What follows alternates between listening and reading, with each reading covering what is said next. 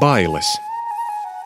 Pilsoņu kara laikā iekarotāju armija ieņēma kādu ciematu. Visi iedzīvotāji bailēs bija aizbēguši, izņemot kādu dzenmeistaru. Ieinteresēts, viņu devās apciemot iekarotāju armijas ģenerālis.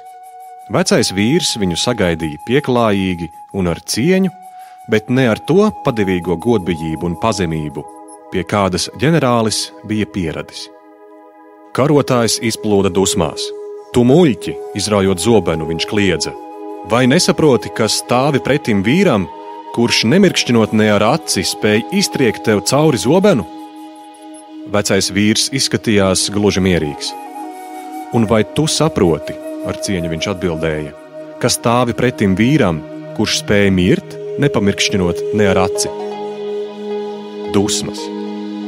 Dusmas par to, ka tevi varētu nepaklausīt.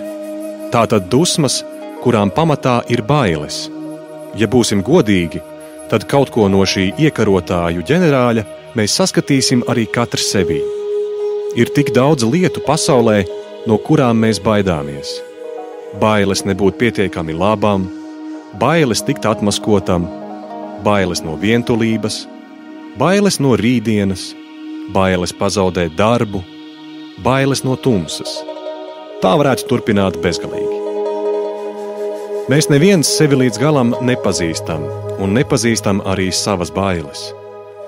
Ir kāds, kurš mūs pazīst labāk nekā mēs paši sevi. Kāds, kurš ir uzvarējis bailes un nāvi, un kuram varam uzticēt gan savu likteni, gan savas bailes.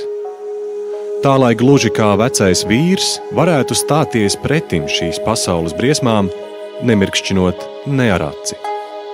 Vai zini, kas ir šis kāds, klausītāji?